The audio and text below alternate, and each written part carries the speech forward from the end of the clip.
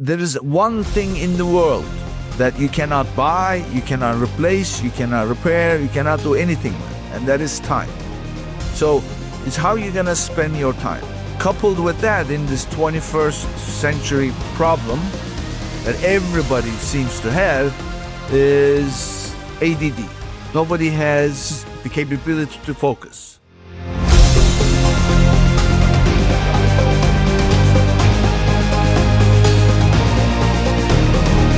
Welcome to the Love Your Brand podcast. If you're looking for real conversations with real people, you're the right place. Let's go! Let's go, let's go, let's go, let's go. Everybody, welcome to the Love Your Brand show. Today we have a special guest, Mr. Nick Uresin from Argometrics. Nick is an entrepreneur, computer science engineer, and a data architect who has a passion for problem solving with technology. He is the founder and CEO of Argometrics, a SaaS platform and consulting company that helps Amazon sellers with private label products to grow sales and profits. He is also the host of Amazon Legends podcast. Previously, Nick founded several companies in the e-commerce industry and achieved Inc. 5000 ranking 2 years in a row. Yes, ladies and gentlemen, 2 years in a row. Please welcome Mr. Nick Uresin. Welcome, Nick. Woo! Good to have you, man. Thank you, Jonathan. Always happy to be with fellow entrepreneurs. Thank you. Yeah, thank you so much, Nick. We've had a couple calls with you, Nick. We're excited to have you on today. You have an awesome story that we definitely want to share with our audience. You know, talk about stories. I have plenty of them, but you know where they come from. I always wondered, is this like, am I boring people or is this a thing? And I came across a show that was about Gregory Peck, the actor. And this is towards the end, it was very old, but he still loved, doing what he did. And he apparently did a tour around the country where he would go to theaters, movie theaters, and then have a chair on the stage and sit on the chair and tell stories. And one day, in one of the people in the audience got up and said, "How would you like to be remembered?" And he said, when I was growing up as a kid, my father used to sit me in his lap and tell me stories. And I always grew up thinking, I want to be a good storyteller. Mm-hmm. So that kind of stuck with me. And I thought, okay, so there is a thing called storytelling. And as long as you tell interesting stories and you tell them well, and people will listen and they'll have a good time. So I now embraced this storytelling, so I'm always adding more to the bowl to deliver them whenever. That's awesome. As we talk about marketing, it's all about storytelling. Everybody has a unique story to tell, and it's how you communicate that. It's how you get that out. And, as I was growing my business, I used to think from the lens I kind of learned with my daughter at the time, when she was a lot younger and going to bed at night. She's like, "Daddy, tell me a story. Daddy, tell me a story." And, these stories just come from wherever. Either you've heard something similar and you retell it, or you just make something up.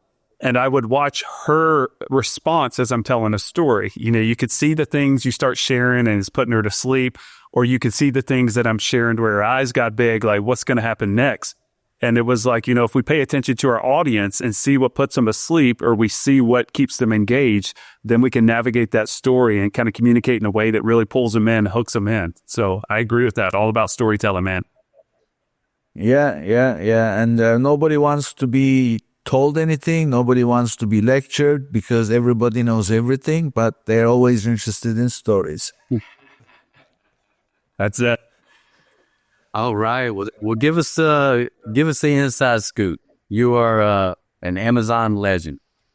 That's a good word. Well, my podcast is called Amazon Legend was because so this is my very first episode is just me talking. That's the only episode where I am the only person doing solo. This is the very first episode, and I talked about, why I'm doing this. Why am I starting a podcast, and why am I calling it Amazon Legends? So I started in Amazon space in 2004. And the reason why I got into it was as a seller. And I had no idea. I mean, I was an e-commerce person. I had a SaaS platform before 2004 for e-commerce. So I was no stranger to e-commerce, but I didn't know anything about Amazon. I just thought, okay, this would be a good place to start. It's a marketplace. It has captured audience, all about looking to buy products. So I'm looking to sell products. But my really goal was to figure out as a problem I could solve as an e-commerce seller for my next version of my software. So that's really what was driving me. So I was looking for problems that needed solutions, selling online, not necessarily Amazon only, but online. That's how I got in. And 4 or 5 years I spent just figuring out, because it's not an easy place. And then I realized what is needed. And when I put the platform in place, in 3 years, we went from 60 orders a day to 2,000 orders a day. And that's when I realized, okay, this is the next solution that I should be building. And this is the answer, which frankly, the subject always attracted me, which was all about analytics, algorithms, and systems and processes. Plus, I realized that Amazon is a very complex marketplace. And so tying this back to the podcast, Amazon Legends, is 9 years I was a seller, 9 years. And during those 9 years, the kind of human experiences I had, it's not for anybody that just, I want to do this. No, not really. You better think twice, because you get tested. You get tested in terms of your knowledge. You get tested in terms of your discipline. And most important, you get tested for resilience, for character. Because, think about it. When you sell on Amazon, you don't sell small. You either disappear or you sell big. And I obviously was selling big. And when I sold big, suddenly Amazon becomes 90+% of your sales. That's great, because the cash keeps coming every other week. You don't even think. So now, how would you like that cash flow suddenly disappear overnight when you receive an email that says your account has been suspended? Yeah. Well, what are you going to do? You've got payroll, you've got this, you've got that. And so how do you get out of it? And how do you even figure out a solution for that problem with the kind of mindset that you immediately you wake up with? So I thought to myself, anybody who makes it on Amazon, that's a legendary act, because they are succeeding in their knowledge level, in their approach to problem solving, in their character, in their resilience, and most important, self-confidence, belief in themselves that nothing is going to stop me. Just another problem. Okay, let's deal with it. That's not, most people don't operate like that. Yeah. So I thought this is nothing short of legendary. So I thought I'm going to call it Amazon Legends. There you go. And when did you start that story? My podcast is now 3 years old. It was 2021 November. Gotcha. As we were, we've been about a year that we've had the Love Your Brand podcast. And so it's been a learning curve since the very beginning, from getting the technology integrated, the cameras, the lights, to the software to record. and getting the guests in. Now, you have a very interesting approach as we've chatted with you. You've helped us out a lot with regards to guests. And I think early on, we would kind of just bring on guests. You tap into your network and you get a referral for another guest. They have a great story to tell, like you shared earlier. And from that, you've taught us some very valuable things of being specific with your guest and how that can tie into your audience. And so was that for the very beginning, or was it kind of a learning curve that you took as well through your journey?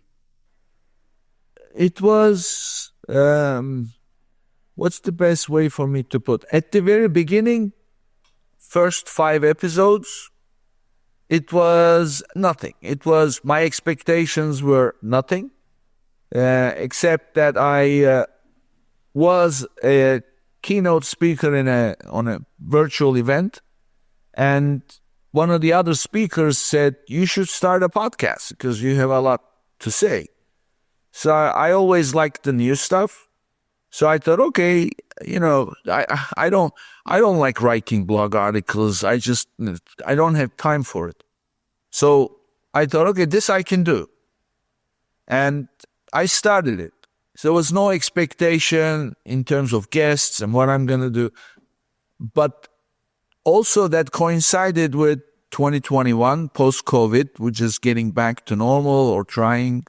And of course, my way of generating leads on LinkedIn was no longer working. So I was looking for a better way to get calls, generate leads. And that's when somebody said, oh, we use podcasts for that. And that was the switch in my approach, that idea.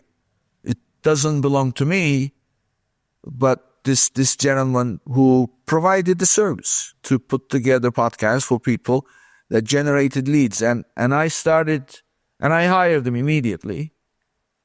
And we started working together. It was a bit of a struggle at the beginning due to my focus on wanting to work with Amazon sellers only, because my guests were Amazon sellers. And they came back to me and said, we were struggling getting Amazon sellers. Can we change the scope, go beyond? I said, no. What am I going to talk about? You bring somebody who's not an Amazon seller. What am I going to talk about? Right? They said, well, we could say e-commerce. I said, okay, e-commerce. What am I going to talk about e-commerce for? Yeah. I'm not an e-commerce guy. I mean, it's a part of that world, but what the kind of value I can deliver through a conversation has nothing to do with e-commerce. It's all about Amazon. So they said, okay. And sure enough, it worked. And about 4 months into the whole experience, I had a huge pipeline of episodes recorded. So, wow. But that's where the whole approach started to spin its wheels, because it was not really working for me I had no issues bringing people to the show. I had a great time talking to them, but they weren't translating into clients. Because how do you switch from, would you like to be on my podcast, to would you like to buy my services? They don't go together.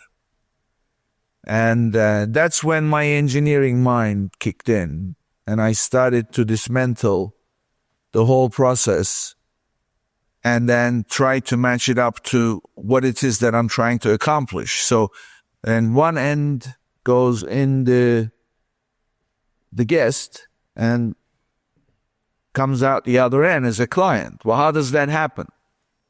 Well, first of all, it doesn't happen just in a recording. It happens after several interactions. So I thought, okay, I need to bring them back after the recording. Why would somebody else want to come back after the recording? It's over. Well, then I have to deliver value. Then, okay, what could that value be? Blah, blah, blah. So then it started to become like a flowchart.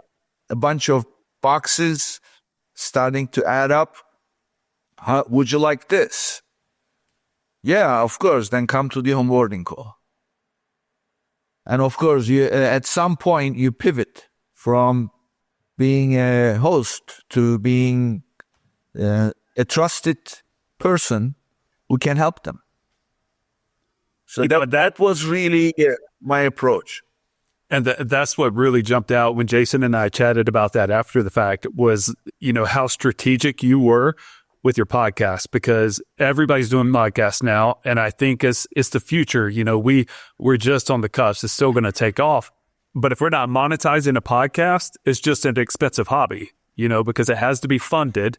And so there has to be some kind of strategy around it. And I think it gives credibility for number one. And so let's back post and say, we've had 20 episodes, 50 episodes, 100 episodes. It looks good that you have consistency showing up. But if you don't have that strategy around it, it's not pulling in any kind of revenue. It's just taking a lot of your time and attention. So Jason and I had that aha moment when you were sharing. You were like, well, are you having them back on for a call after the podcast? And it's like exactly what you said. It's like, well, why would we do that? And then as you walk us through that, you're like, oh my goodness, there's so much opportunity to chat after the fact and give them the resources and have collaborative efforts to where we give you some assets or some videos to where you can promote. So you did such a good job, Nick, of showing us in such a simple way of really how to maximize a podcast by being strategic with the guests that you bring on. Yeah, I mean, look, we are all human beings, right? So, and also we are all as business owners, we have responsibilities to meet, and that's generate cash at the end of the day. And how do you do that? You do that by spending your time. And the time is, there is one thing in the world that you cannot buy, you cannot replace, you cannot repair, you cannot do anything with, and that is time. So it's how you're going to spend your time. Coupled with that, in this 21st century problem that everybody seems to have is ADD. Nobody has the capability to focus. Right. So now suddenly, and all that is even made worse by social media that forces you to deliver what you have to deliver in 30 seconds. Because that's now become the norm. And if you want to go beyond that, people don't have it up here, enough of it, to be able to focus on it. So now you have this time limitations, and also the audience will not respond. So how do you get a business owner to give you his time? Well, only if it's going to benefit. So that's the first question that I had to find a good answer for. And the next thing that I had to figure out was, okay, first of all, if you're selling a service, you're not selling anything other than your promises. That's all you're doing. When you are delivering a service, all you are doing is you're meeting the promise you made. That's all it is. So how would you like it if somebody came along, someone you don't know, came off the street and said, look, I'm going to promise you that I'm going to do this, that, the other for you. Give me money. Well, you don't trust the guy, right? So how do I know you're going to do this? How do I know you even know how to do this? Because as you know, being an agency business, actually yesterday I came across a video. This guy posted how I generated $197,815 in my first month of starting my agency, and I didn't know a thing about it. So it doesn't take much for you to really start making promises under the false pretenses of you know what you're doing. Potential. Yeah. So the first challenge is, how do you get somebody to trust you? So, well, trust does not happen overnight. It's not an event-based, feeling. It's spread over time. You earn slowly. So I thought, okay, I have to do that. So I have to keep interacting while delivering value. So appearing on my podcast is just the tip of the iceberg, and the iceberg being the relationship. And that relationship then turns into either they become a client or I take you. Why are we talking? You came to my webinar. Yeah. And then you scheduled a call. And then you scheduled another call and another call. So I'm sure by the time we finish this conversation, you're going to have more positive way to think of me. And the least you're going to think is, and by the way, the feeling is mutual. This is not, I don't mean just you and I. I'm the two parties, as they do this, they develop those feelings mutually. That, it's a decent guy. We should figure out a way to work together. That's what. Well, you're building a relationship. Yeah. It's whether it's a client or a potential partnership, referral. Because people like to do business with people they like. Right. True story. That is so interesting. I just posted this on my LinkedIn because I recently, have you ever played pickleball? No, everybody tells me, but I love it. My thing. I like it. I grew up a tennis player, and over the summer I played pickleball for the first time. I am hooked. But the other day I was playing pickleball and with this gentleman. He's about 76 years old, and we were sitting down after the match and just getting to know one another, as you're talking about. And he said, "Jonathan, what do you do?" And I said, "I'm in marketing." And being 76 years old, he didn't know anything really about marketing. He said, "I don't understand anything about that." And so I rephrased how I said it. I said, I put a plan in place to help businesses generate more revenue. And he's like, "Oh, that makes sense to me." And we continued the conversation. And then he said, what did he say? He said, "So is marketing today, is it all about just digital and technology now?" And I said, "Actually, no." I said, "We have digital opportunities everywhere." I said, "We have the advent of AI and we can integrate these things. But at the end of the day, it's all about relationships. It's all about human-human interaction, and to where it doesn't matter how much technology we have to be able to market, it's built on this relationship." And after that, he shared this, which just kind of wowed me. It was a compliment, but it was more of how business works that jumped out to me. He said, "Well, Jonathan, you're smiling. I can tell that you're happy." He said, "You're very pleasant to be around and have a conversation with. If I needed your business, I would move forward with you based on those things right there." And it just was an aha moment for me, to where it's all about the brand and it's all about the emotions and the feelings that we have with these people. And so like you're saying, as you talked with me and Jason numerous times, you had us in the top of the funnel. We signed up for your webinar. We went through it. We got value. We hopped on a call with you. We got more value. Then we had another call. We got more value from all that value that was built by you authentically just sharing this information with us. Trust was built with me and Jason. And once you get somebody to the level of trust, it's easy for them to move forward with you in business. And so it was just amazing. We didn't feel sold by you. You were just having a relationship with us, and it made us feel like Nick is a stand-up, authentic guy that provides immense value to his audience. Yeah. I mean, look, this is, you are in the same business. People often schedule a call, and some of them are genuinely interested, but some of them come with bad intentions. And this also happens, by the way, in job interviews as well. So what I'm referring to is they're just looking to pick your brains for free. So they think that if they can just get one idea, they can go do it themselves. Now, those idiots, excuse my French, don't know that it's all about the execution. Because when you pull the trigger, that idea turns into 65 different scenarios. And if they make the wrong choice with one of them, then obviously the idea is gone. So they don't understand it. So therefore, I'm never shy to share ideas. I just ask right at the beginning, okay, are you here to pick my brains or are you here to learn about our services? I love it.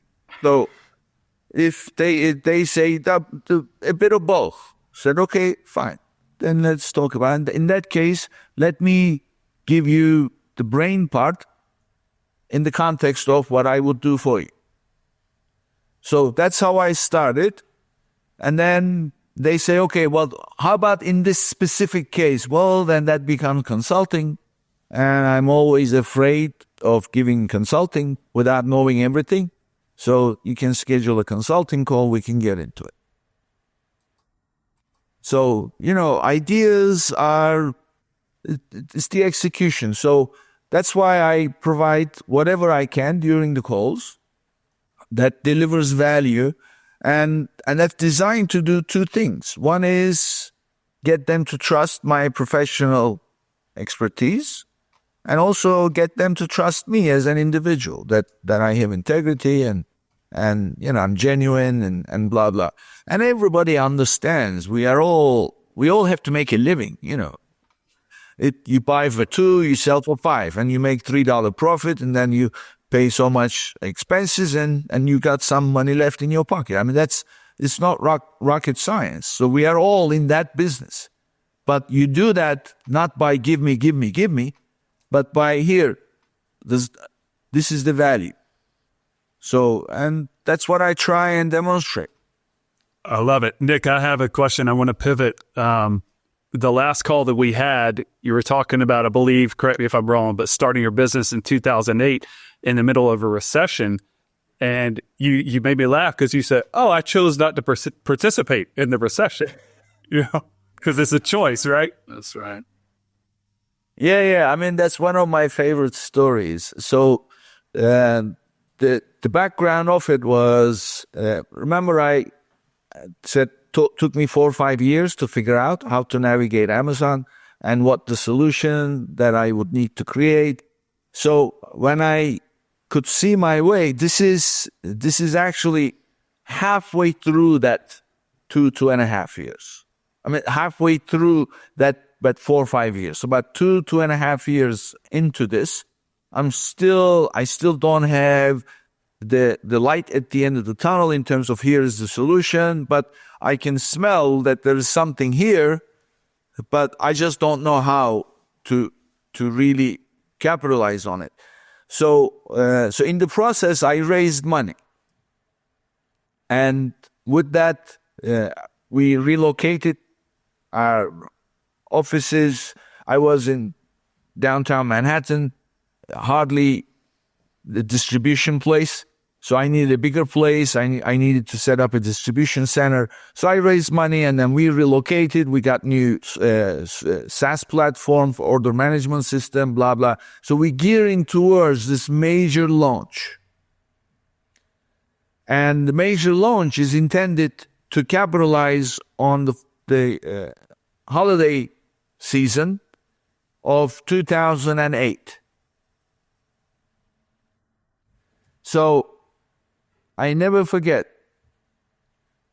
July 4th of that year is when we moved. That weekend, we moved.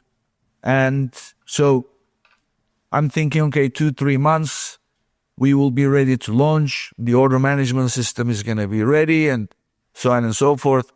And sure enough, the SaaS company completely lets us down and the system is not ready. That's the first problem. And then we launch anyway in other ways, and then we're doing stuff. And then at the same time, September 2008, you know what happened? The financial meltdown. So everybody is going crazy. Now, I have no idea about the extent of the problem, about the whole world I'm not really a financial markets person. I don't really follow the stock market. It's not my thing. So I don't really understand his hedge funds and blah, blah. So I'm thinking, okay, look, I have to run my business to make money. So that's what I'm doing. But when the whole thing became more public and it became something that is going to be very dangerous to recover from, I thought as a business owner, well, how do businesses survive? They not own the profits they generate, they borrow. And this is going to limit the borrowing capability. So therefore, there's trouble coming. So when you cannot borrow, you contract. When you contract, that brings recession. Yeah. So I immediately knew that recession was going to be coming. Plus, there's the election, and that means uncertainty.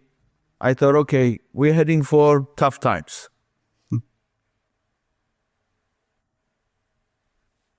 Keep going. Sure enough, recession comes 4 or 5 months later. Now, everywhere, TV, radio, recession, everybody talking recession. So the moment that you're referring to is one day, I don't know what really got me to do that, but I was leaving the office. We had one big open plan floor, and one end was opening to the street, ground level, the other end is opening to the other areas. And I was leaving. Everybody was still working, like packing orders and everything else.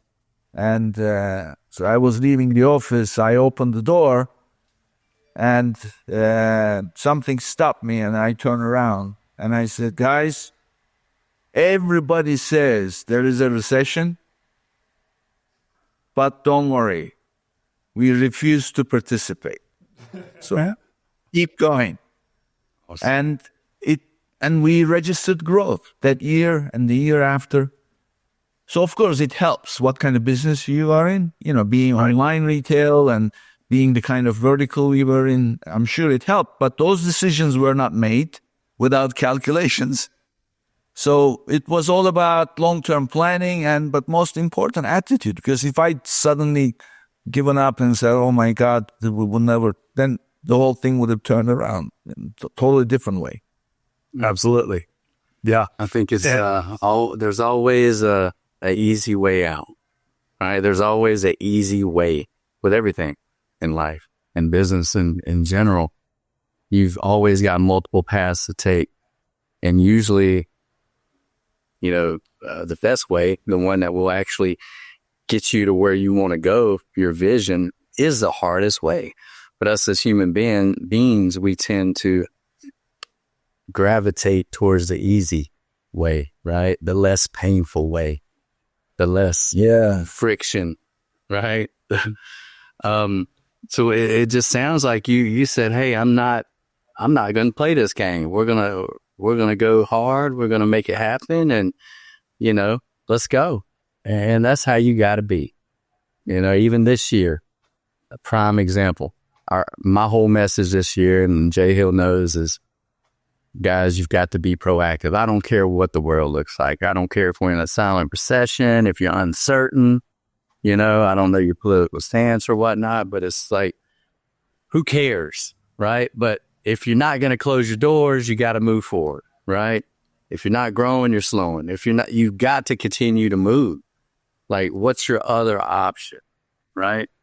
And perhaps, perhaps with that, you just have to be a little more strategic and use a little more wisdom in some of the choices and decisions and partnerships that you do, but you just can't cut things off, because like you said, Nick, everything is a choice. I loved it when you shared it with us. Hey, there's a recession. I'm going to choose not to participate in this, And so it's like other people do choose to participate. And so maybe they're not our best partnership to pursue here. Who are the people that are aligned like we are? And let's collaborate together. Let's work together. Let's move the needle, because with, a recession is a risk, But where there's risk, there's opportunity for great reward. So while these other businesses are kind of choosing to bow out, we're going to take the slow road, the small road, wait till this thing kind of fizzles out. You have opportunity to come in and capitalize to where when we always get on the other side of the recession, now you're up here instead of down here. But, with that, Nick, go ahead. I want to segue here in a second, but comment. Yeah. No, I mean, I was going to say that this is not a situation where there's cause and effect. And if recession is going to be the cause of something, and then it's going to affect something. So it's the old energy theory. You have potential and you have kinetic, right? Kinetic is moving. Potential is stationary. So when you look at a ball right at the top of a hill, that's not moving. Is that useless? No. You drop that ball off the cliff. If it's a heavy one, well, look at the damage it's going to make. Yeah. So what are you? Are you the ball in the move or on the move, or are you the ball at the top of the hills? But you are somewhere. The other thing that I want to say is this business about, it's all about the mindset. There is no quitting, because the only time you quit is when you go 6 feet under. That's the only, because if your business is not working, because your business model, your competition, whatever, there is no end. You're going to have to continue. Even if you shut down the business, you're going to have to continue anyway. You have to figure out a way.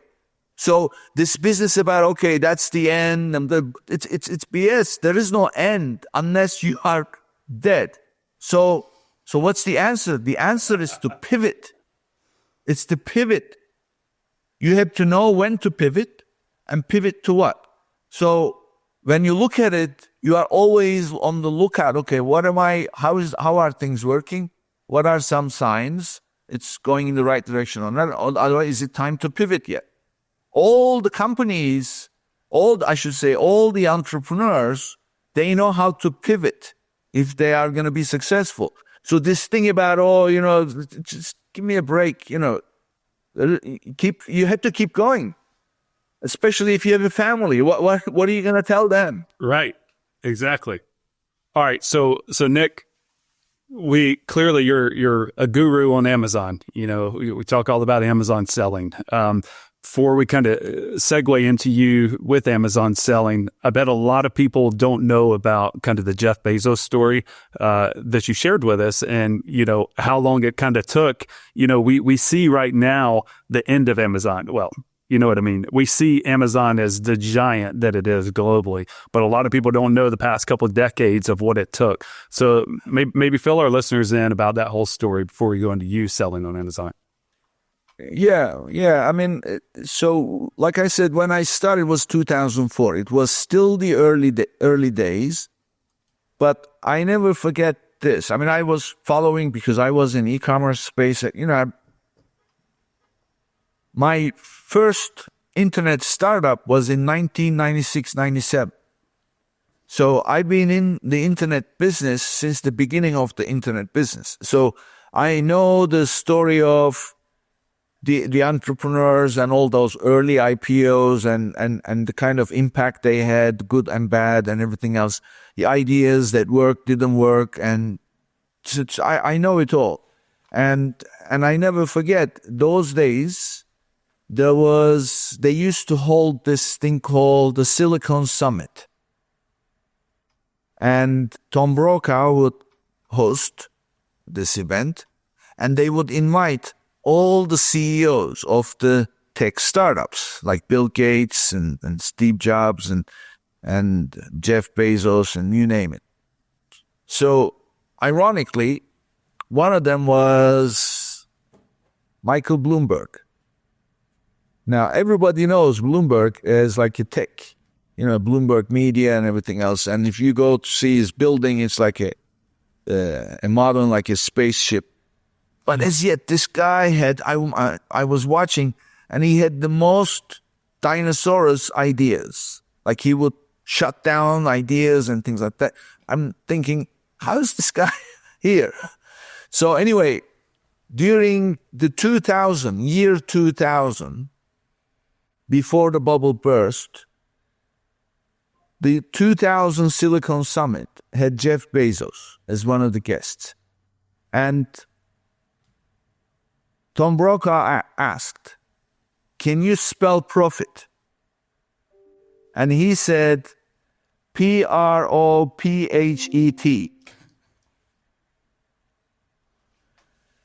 To say he doesn't even know how to spell because it's not his interest. Now, go a little bit forward to 2001 June. I went to at this point, the bubble is bursting. And I went to San Diego to a conference. It was called Boot Camp for Startups. It's how do you navigate the startup environment in today's climate. And I was living in Florida, and on my way back, time difference and everything else, my plane landed like 11 o'clock at night. So I'm driving back home, and I'm listening to the radio. It's reporting the stock market. Everything going on, because the market is collapsing, and tech stocks are suffering and big time. And the commentator says, Jeff Bezos had a press conference today. And he said that a letter to our investors, do not expect profits for 20 years. Wow.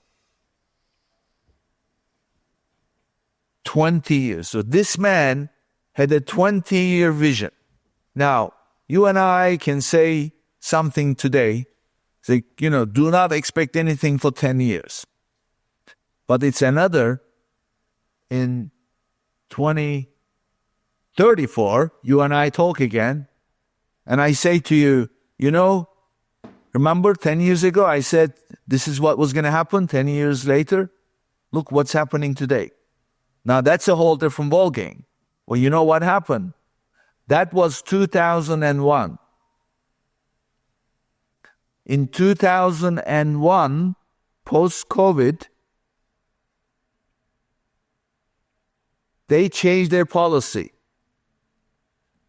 to pursue profits.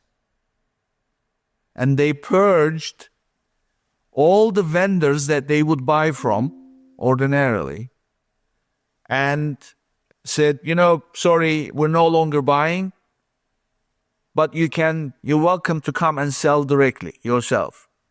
And overnight, Amazon became profitable. Wow. And since then, they kept growing, and now it's $1 trillion company reporting profits, did the stock split and everything else.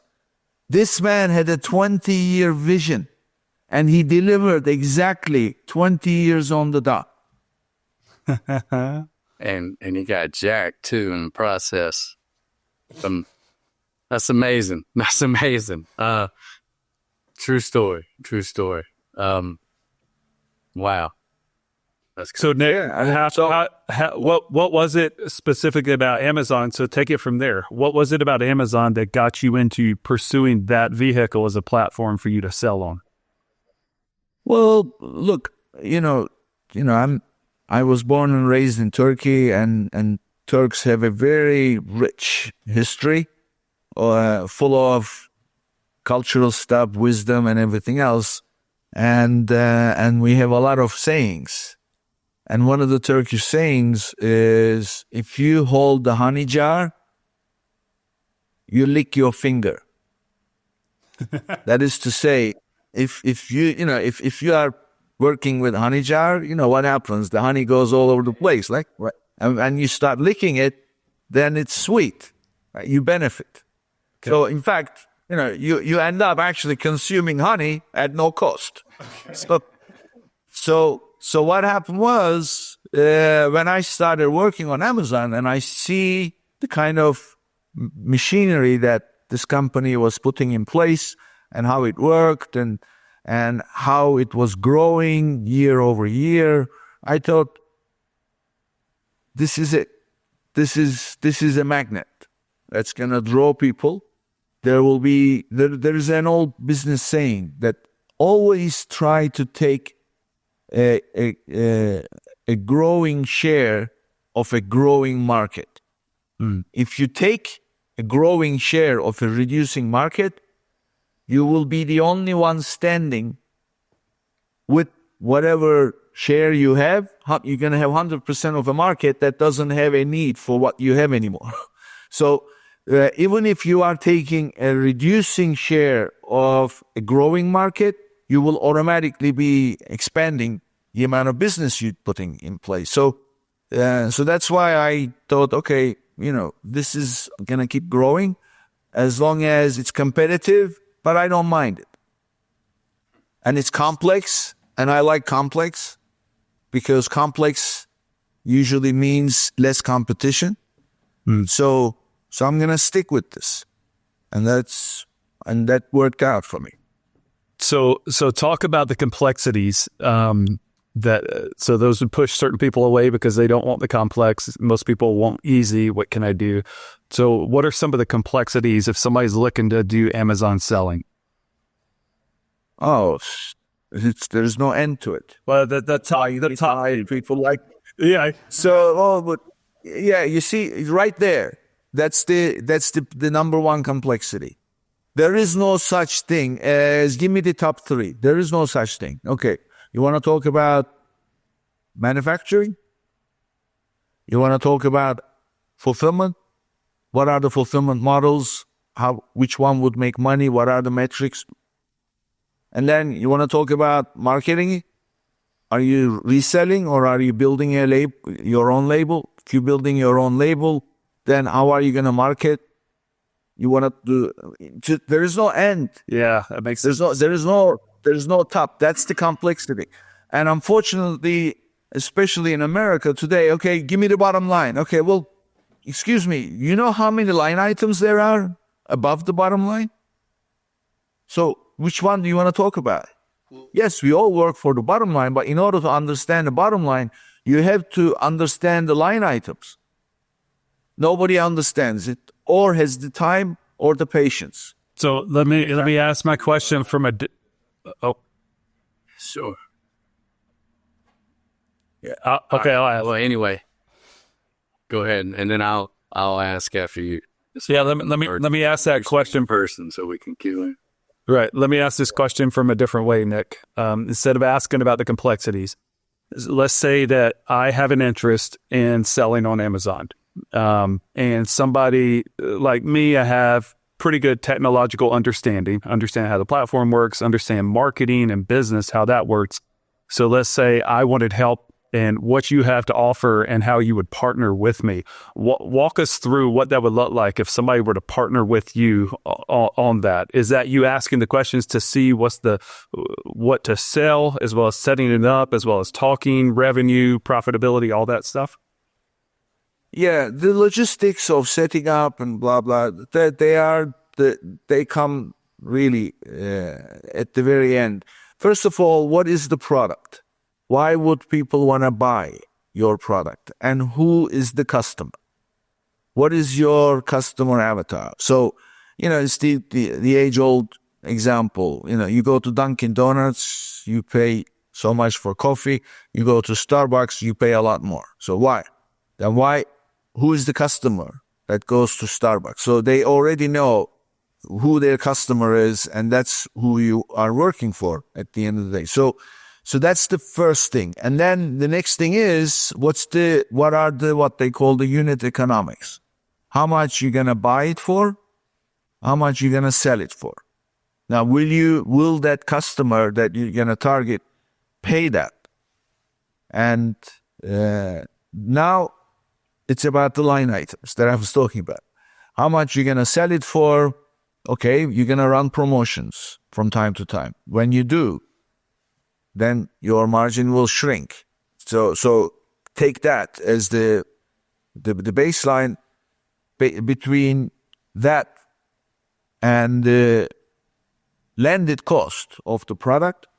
Whatever is left is at your disposal to spend. You're going to spend on Amazon commission, you're going to spend on fulfillment, and you're going to spend on advertising. So what are those unit economics?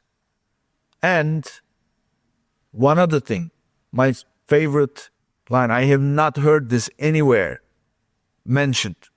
And in fact, I was on a podcast and they asked me, how do you know that, how can you be successful? And what are the metrics? What are some metrics that you want to look at? And when I told them my answer, they said, oh, we never heard that. And then after we wrapped up, he says, we were a seller and we were always wondering, why are we struggling? You just gave us the answer. Why? So this is what I say. If you are making money on Amazon, that's because you're selling merchandise. And if you're selling merchandise, that means you have to have it in stock in the first place. If you're going to have continuity in your sales, you can't just buy 1 month worth of merchandise, put it in stock, and then sell it and say, okay, I made so much money. In order to keep selling, you have to have at least 2 months worth of stock, right? So, and nobody is going to manufacture with a quick turnaround. They're going to want you to buy quantity. So usually you're going to carry 3-4 months of stock. So that's why I say to people, always calculate how much you're going to generate in net profit by the time you pay the advertising and the fulfillment, the commission and everything. How much you're going to generate net profit per month. Let's say you generate $100. Well, how much of the inventory you're going to have in stock at the beginning of that month? That $100 will pay. You know what the answer is? 10 to 15%, which means you must have enough cash for you to keep turning over the inventory to service your sales. Usually numbers will always show you at least 8 months, you will not take a single penny out of the profits you generate if you generate profits. So that's what I always, I call it the health factor. So that health factor is key. And doesn't matter how much profit you're generating. If you are constantly carrying inventory, and let's say, for example, you could buy inventory and sell 30% of it, great profit, and you look at the numbers, say, oh, we're doing great. And then the rest of that inventory, suddenly somebody else starts selling or the competition creeps in, and then now it becomes stale. Then you have to buy new inventory. So now you're going to start bloating, your inventory base, and that's where your health will suffer drastically. Interesting. So that's that whole scenario you just ironed out. Is that like me providing a product that I'm going to list on Amazon, as opposed to, I think it's called Amazon Shoppable, where like I could upload a graphic and that could be used on a coffee mug or a t-shirt or anything, and kind of work with Amazon to do all the production and stuff? Were you talking about like no, Amazon does not do any production.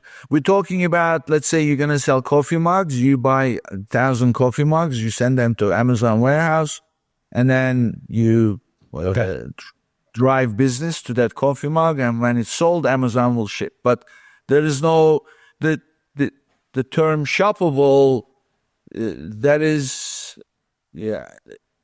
term shoppable applies to a form of advertising you do on Amazon. And that's usually videos. And in those videos, there is a link that you can click. And then that sends you to the product that is being advertised. So that's called a shoppable link.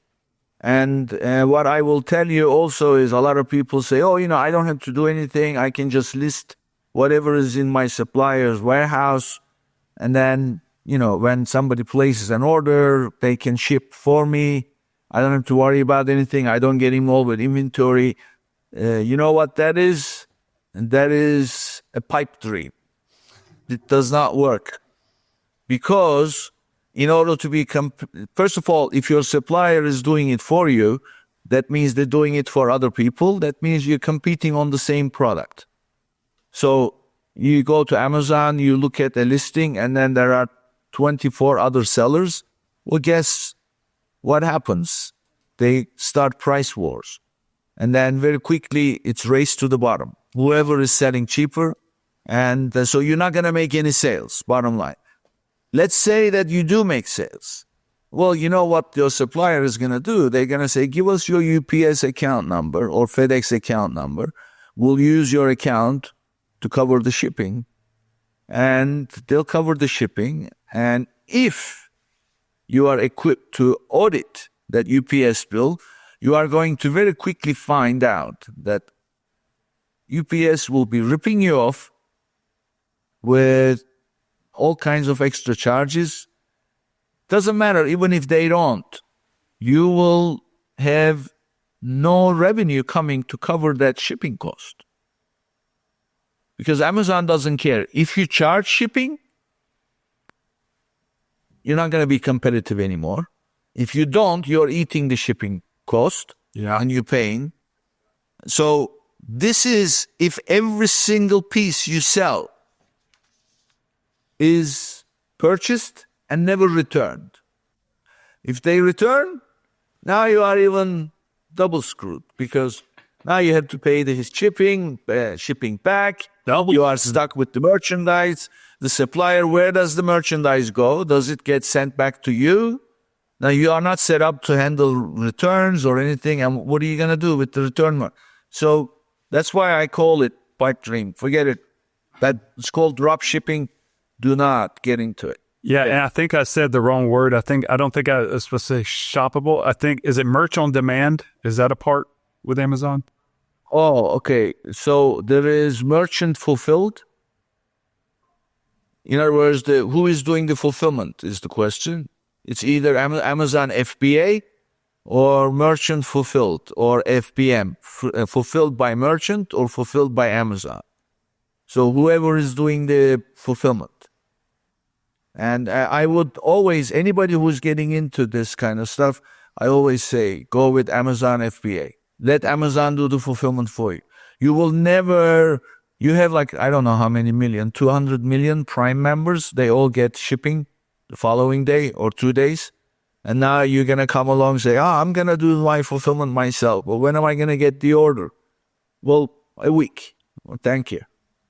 You know, your conversion rate suffers. So the moral of the story, Jason, I know you had a question a long time ago, but the moral of the story is don't do this on your own. Let Nick do it for you. No. I mean, this thing about doing it, look, 82% of Amazon sellers do less than $1 million a year. Now, that's obviously a huge, not a lot of them have the money to hire somebody like me. It's understandable. But then don't get into it. And I tell you what's even worse. They go manufacture, it's two things people get high on. They love closing deals. I got a deal. Nobody cares about delivering, execution. They don't think about it. The second thing is those who are creator of products, a good product idea, they get high on placing POs, manufacturing, and then looking at their products and then investing in inventory. Please, that inventory is going to be like a ton of bricks that pull you down to the bottom of the ocean. How are you going to sell it? Invest into that. So I don't understand people creating their own brands without even allowing for the expert knowledge to come in and help them. So, but nevertheless, that's what happened, 82%. The more ironic number is this. Those who do more than 10 million a year is more in percentage than those who do between 5 to 10 million. So you either stay very small or you grow very big. something in between, you are in transition. So you had to allow for the expertise. I mean, I always say the same thing. So imagine that somebody in the family gets into an accident and they're bleeding. What are you going to do? You're going to go buy books, learn from the books to, help the person? You can learn everything that a doctor knows. Do you have the time? And, isn't that dangerous? So get somebody who can help you. So that's what I always say. Well, thinking about Amazon, Nick, while I got you here, the Amazon legend. I think this month, Bezos, he sold, 16.5 million shares of Amazon. I know you don't follow that, but who knows? Who knows what that means? I get a lot of mixed signals, I guess, in all industries when it comes to Amazon, and have been in the e-com business for quite a while. It's almost like to Amazon or not to Amazon, right? Amazon has created a unique ecosystem where you automatically have all these users at your disposal. So it's like the easy path.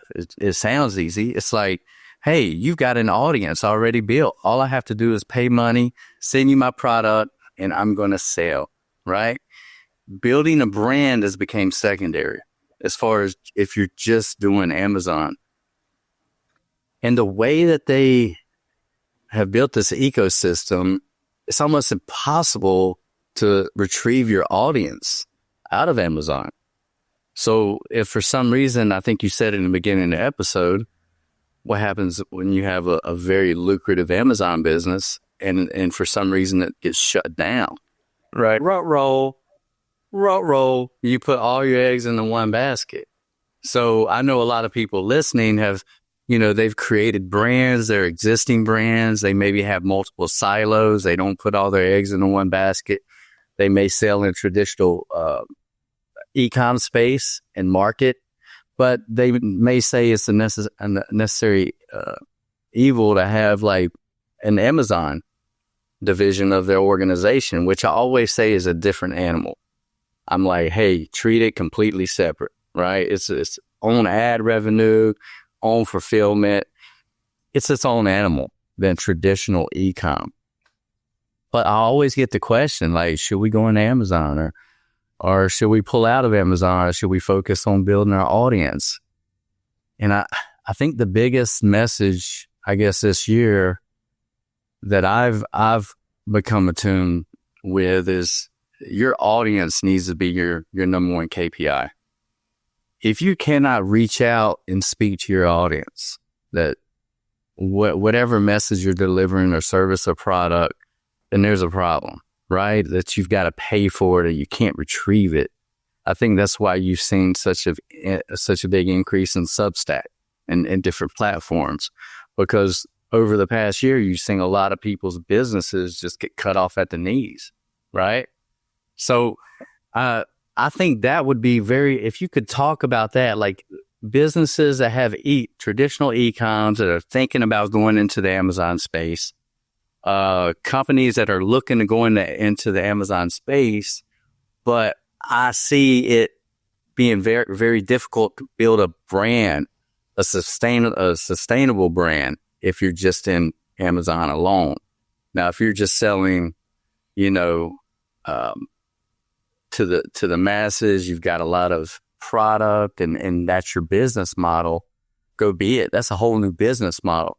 But when I'm talking brand, this is a brand and marketing podcast at its core, kind of, right? We talk about politics and all kinds of stuff. But when it comes branding, I found such a disconnect because of the audience. That number one KPI is you can't really communicate with your audience like you can if you have your traditional place over here, right? Your traditional e-com, you can nurture them. You can have them come back. I know with Amazon, you could do some little trickeries, right? You could put little postcards in there and try to lead them to, a Facebook page or your website. But they crack down on that they're pretty, they're hard asses. Let's face it. You can get like strikes. So with all that being said, does that make sense, Nick? I know I kind of explained it. Yeah. So let me tell you this. First of all, if you go back to like post-COVID, coming out of COVID, e-commerce being so busy, everybody wanted to do it. There were a lot of these companies acquiring brands. So it was easy. Create a brand, get $1 million in sales, $100,000 revenue monthly with 20% or so net margin. You could float your company easily. That doesn't work anymore. Now you have to build a business. So what is a business? So people think about this, oh, this is an Amazon-only situation. No. When you are building a business, building a brand on Amazon, it's not an Amazon-only thing. You cannot look at it that way. You have to look at it as a business. You have to think about it, okay, I'm building a business. Okay, it happens to be starting on Amazon. But what is a good business? A good business is a diverse product portfolio, healthy margins, good distribution. In other words, you have no problem. Whatever you sell, you have an audience already. They are interested. And in addition, you have multiple ways to drive business. In other words, channels. So your starting channel will be Amazon. I have had this, in fact, one of my episodes, it was a guy from Ukraine, in fact, it's very successful.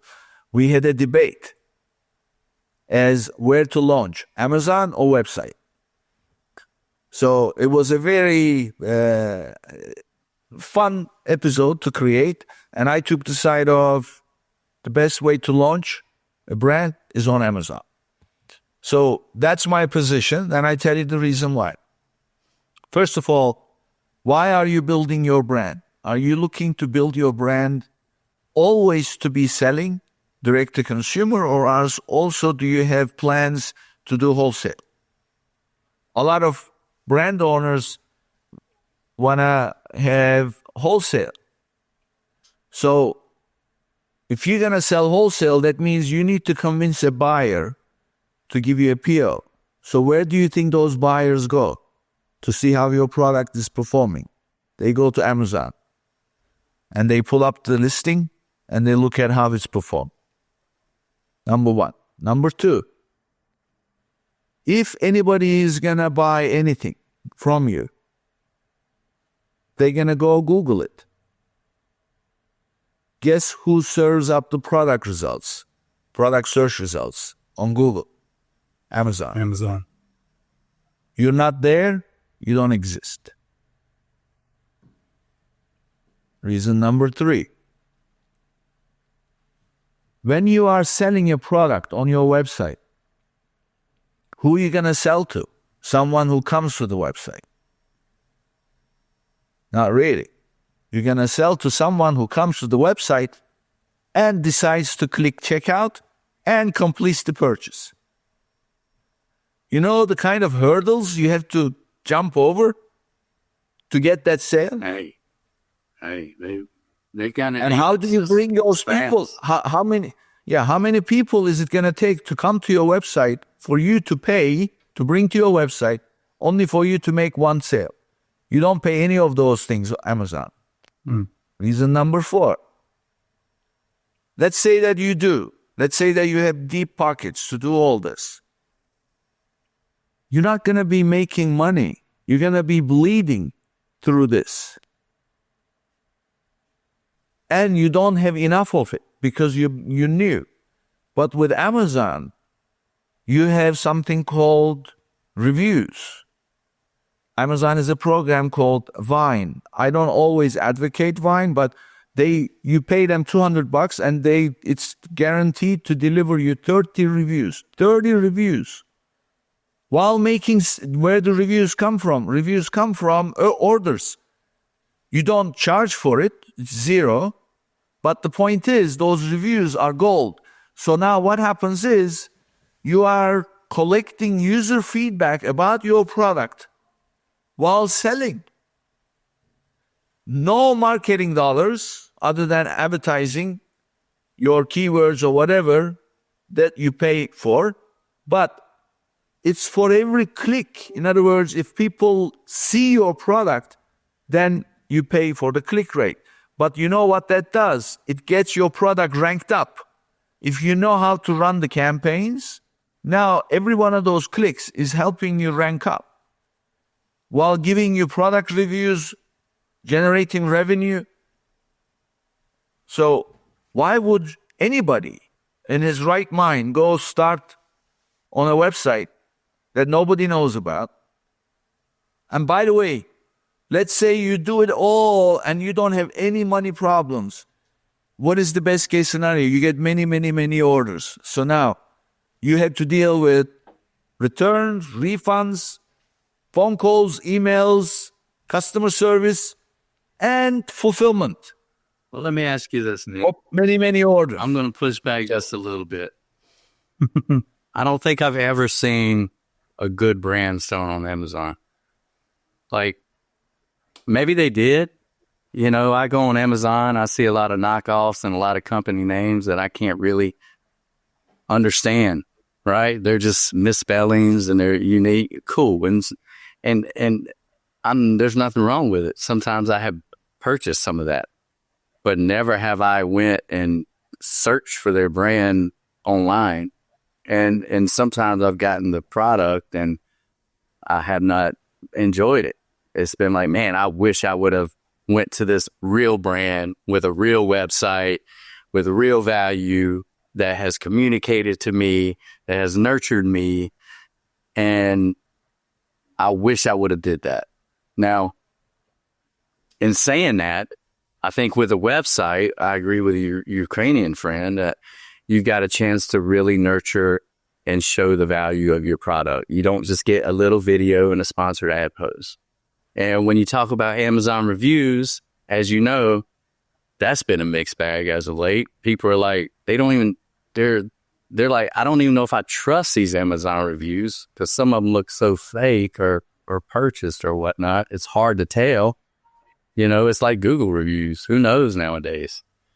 But when you're building a brand, you've got to develop all those components. If you start in Amazon, how do you cultivate those components? How do you cultivate that messaging? How do you cultivate that brand story when you're dealing with a description, a page? Everybody's got the same template. Everybody's got the same theme, right? Now, I understand if you're selling a widget, right? If you're selling these and you got 10 listings and it's like, I'm going to purchase the cheaper one.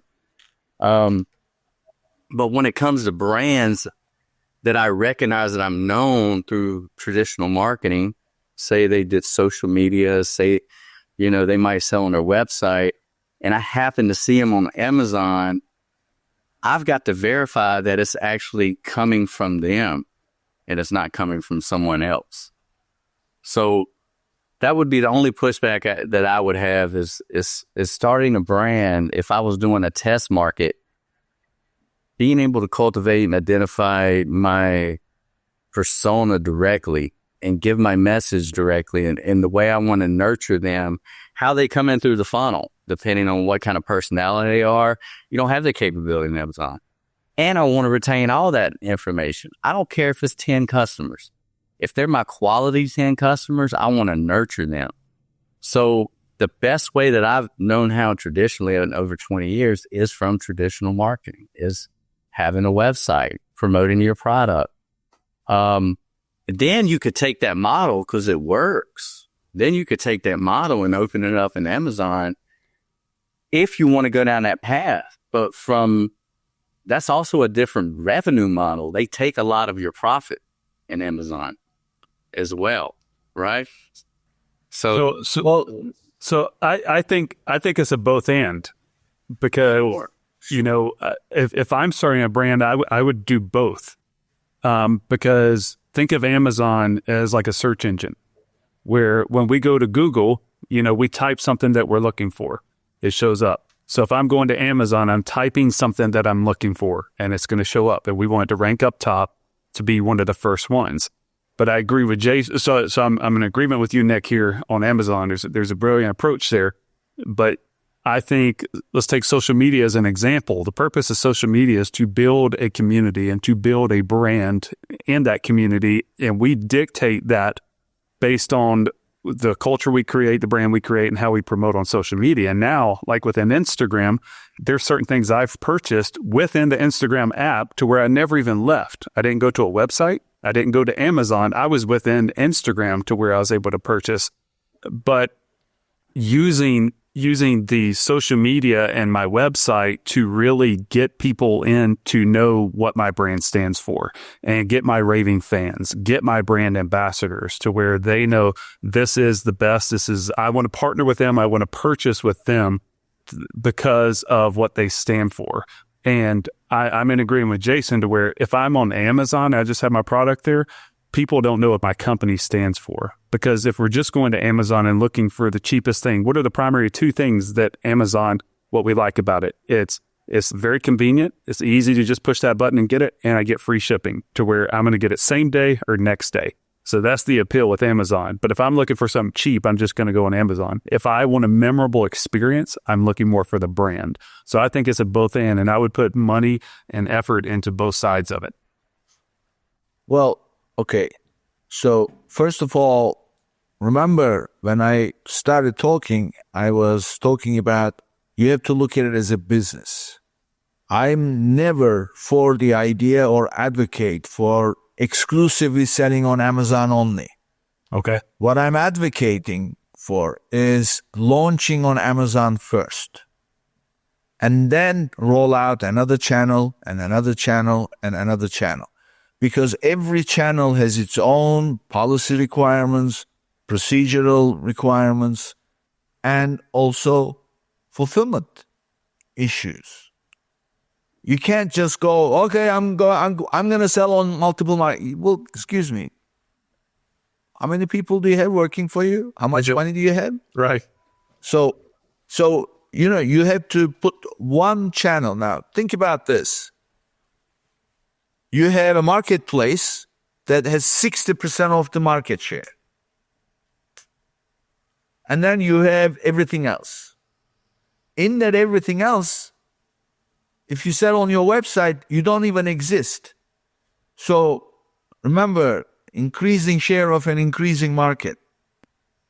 Well, if you start on that thing that doesn't even exist yet, even if you grow it, how much is it going to actually make how much impact is it going to make to your bottom line and how much money you're going to spend? So therefore, I'd rather start on Amazon where a little bit of an incremental success will give you a huge impact in terms of bottom line, top line, as well as experience, your learning experience, which will then feed back into the incremental success. So that's why I advocate for starting on Amazon, all for the purposes of diversifying your distribution later by adding other channels.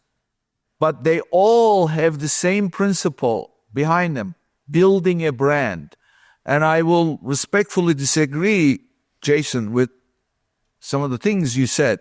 First of all, who knows what those reviews are? Excuse me. You can say that for other websites, but for Amazon, reviews, you can take them to the bank. Because the penalties they apply to anybody who is leaving fake reviews. Like if you are ever leaving reviews for somebody, you are using a user account.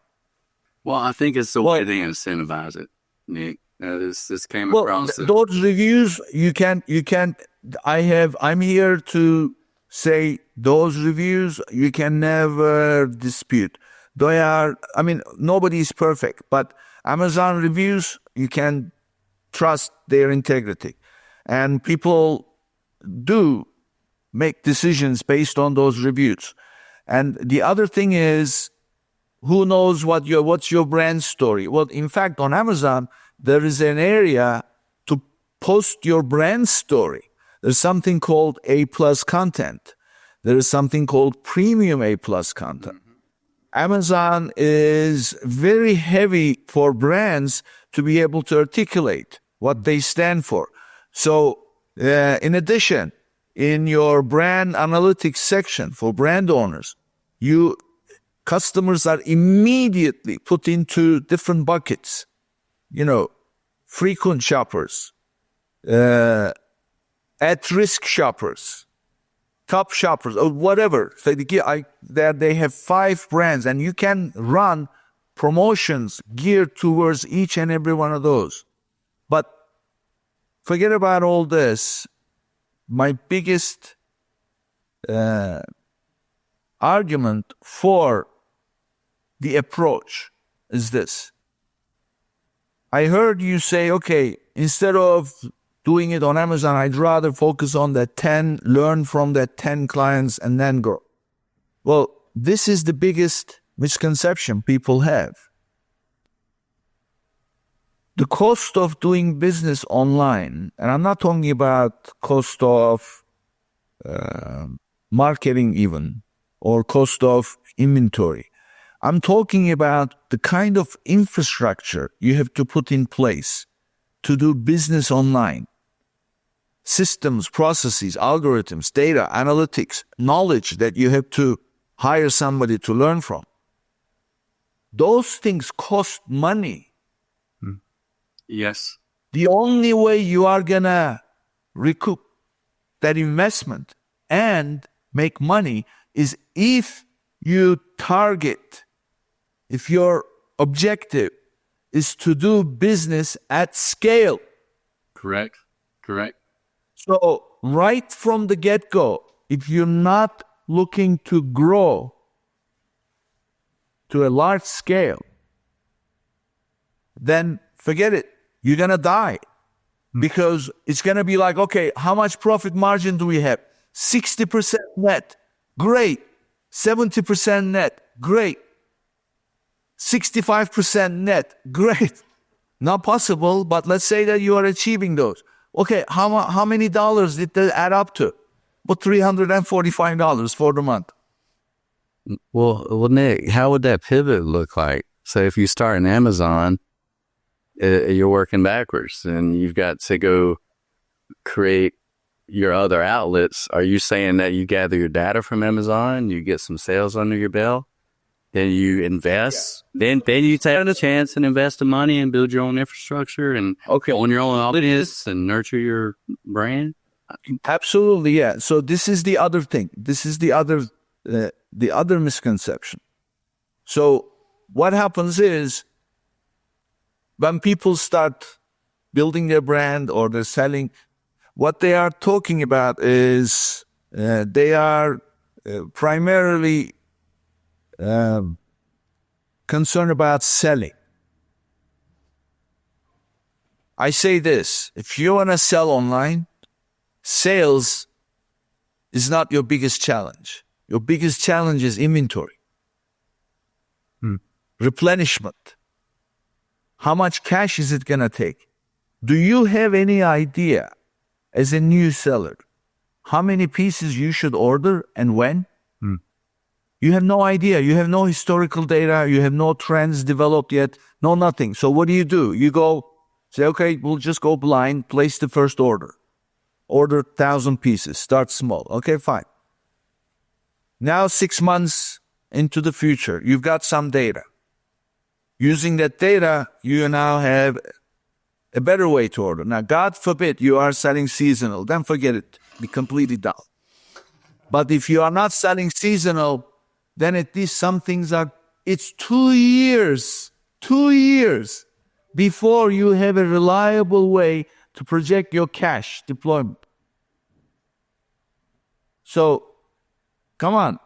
If you don't know how to do this, your cash is going to get buried in inventory. you're going to have no money left. That 8-9 months, in best case scenario, to have a few dollars that you can take out from the profits will become 14 months, 15 months. And you know, the most idiotic thing that I see from people is they get a little bit of success after 6 months, 8 months, and then they go sell on, okay, now we're going to sell on Amazon Europe. Oh my God, 15%, 17% VAT upfront. In addition to the cost, all the environmental regulations. I mean, this is like, you know, somebody, if somebody was issuing a certificate, like I'm an idiot, you know, that would be it. One of the requirements. Certified. Yeah, I don't have money. We just started making money. We don't really know yet how to project, how to deploy cash and blah, blah. And now we are also opening up on Amazon Europe. So Nick, did I hear right? You're saying when you're launching on Amazon, use those first 2 years as kind of the period to really get familiar, understand the process, get to see orders and everything before, you know, after that 24 months, really kind of get a good visibility and understanding on how the product is performing and how to launch it better. Is that what I heard? Yeah. So you use those 2 years to learn how the market is reacting to your product, tweak it, because nothing is 100%. Tweak it. Learn your advertising, learn your keywords, because it's going to be the same even if you're selling. It's a little bit different, but really not that different. And most important, put in place your replenishment model. Therefore, be able to reliably project your cash requirement. So now you have and build an infrastructure that can handle scale.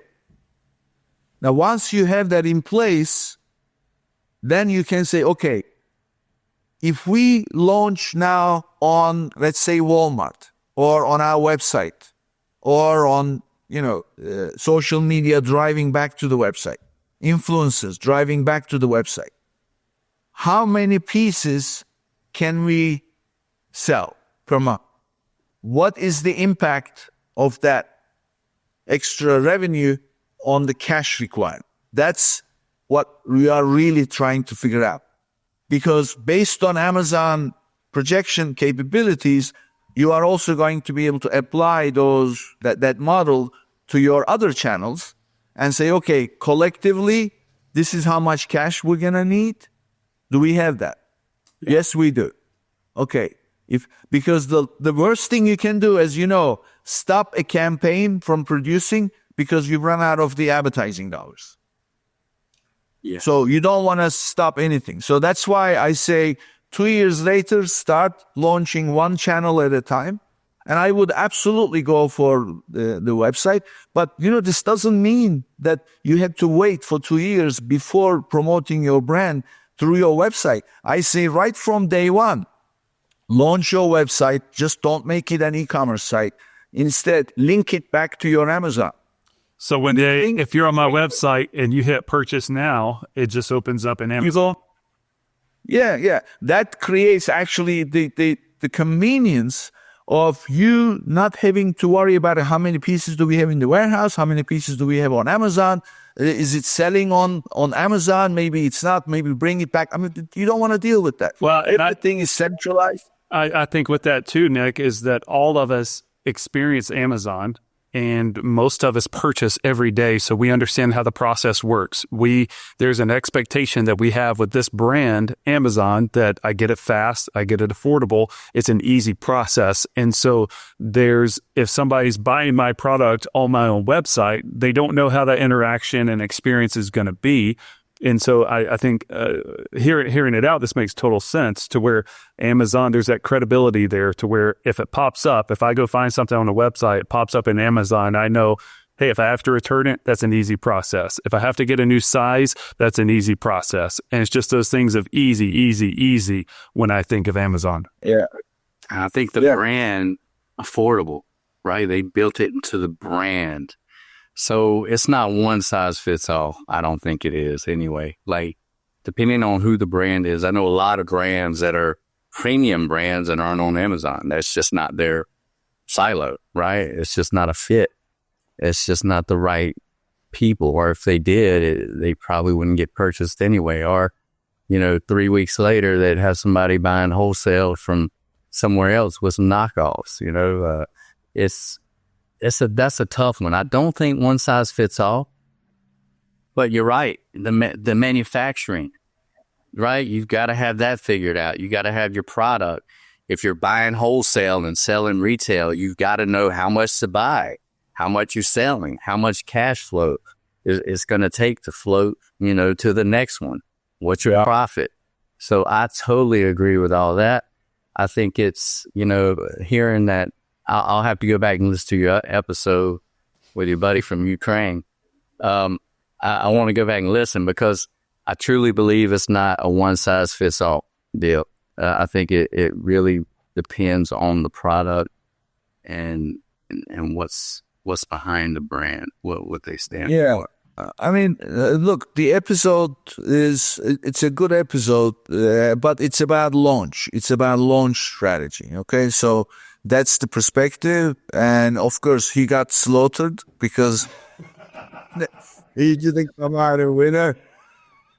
Because what happened was, so I said to him as the host, I said, okay, go ahead, you start. Give me the points. Why it's better to launch on the website. So he started going through 1, 2, 3, 4, 5. So I just made a note because this is debate, right? Yeah. So you don't go back and forth. So I made a note and I said, is that it? Finished? And he said, yeah, that's it. So, okay. So let me first respond to everything that you mentioned.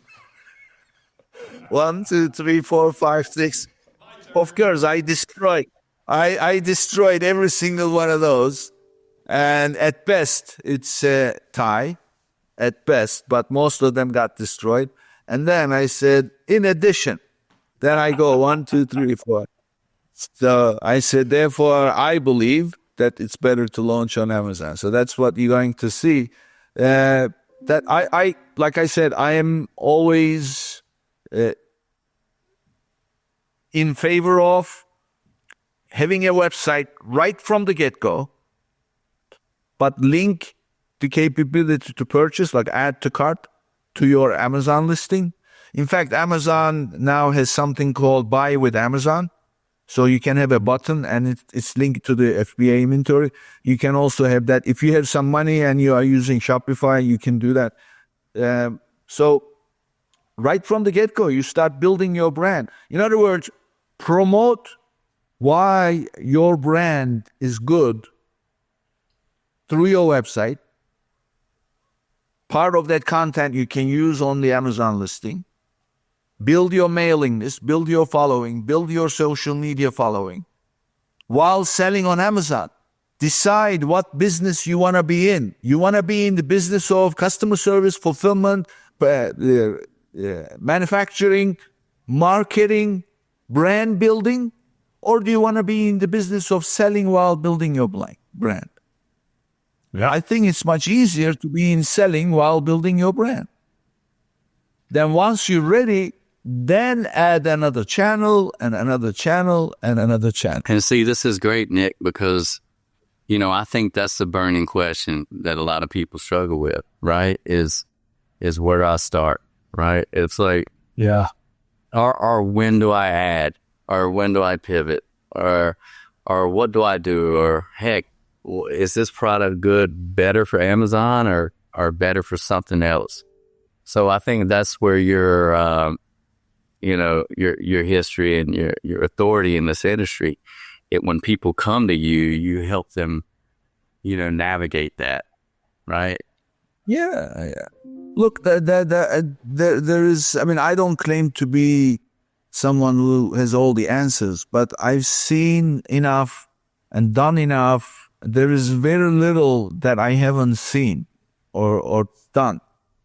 In addition, I have a podcast. Every week, I am talking to people who are either doing it on Amazon directly themselves or working with sellers. So I am continually being informed. I'm in groups and think tanks and things like that. So, I belong to a business organization called EO, short for Entrepreneurs Organization.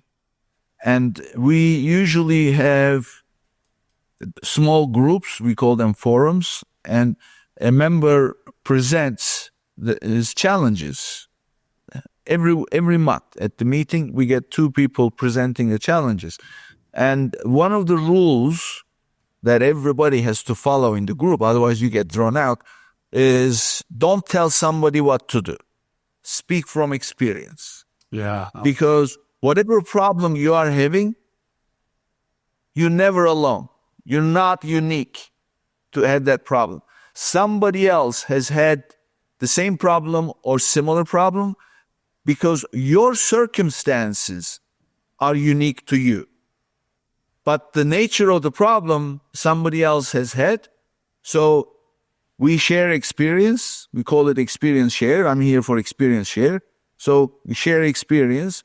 And that's what I try and do. So I'm not telling you what to do.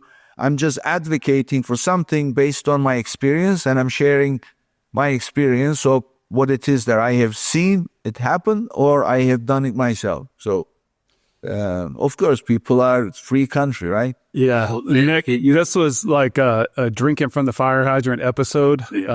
You've dropped a lot. I know we've been on here a bit. I was gonna give you the opportunity if somebody wanted to partner with you or have a discovery call with you to figure out, hey, is Amazon the right approach for me, or get support. How would people follow you, or where do you want to send people for more information? Yeah, just go to argometrics.com, ARGOMETRIX.com, and go to the contact page and send me. They come to me. I see them all, and so they don't get lost.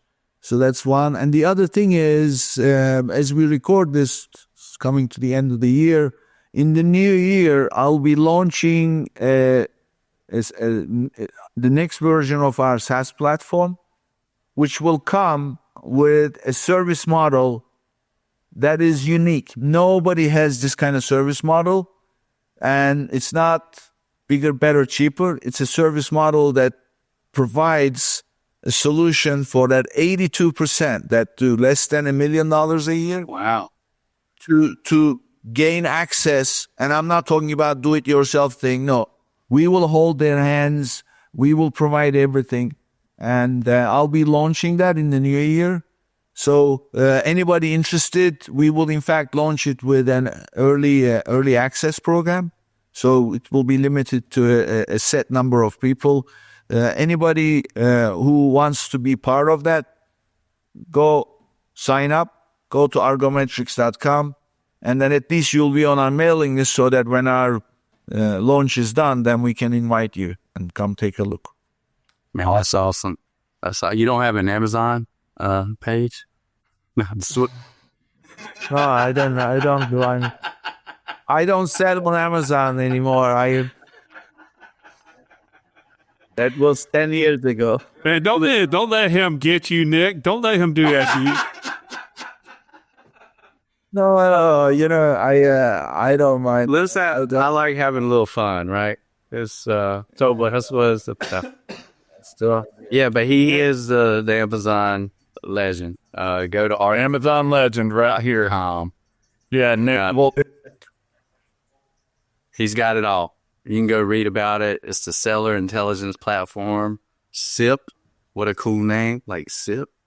Take a sip. SIP. Yeah, man, just a little sip. That's all you need. I put that on LinkedIn. I was thinking about 2 names. I narrowed it down to 2 names, and the LinkedIn polling, people responded. They said, call it Seller Intelligence Platform, SIP.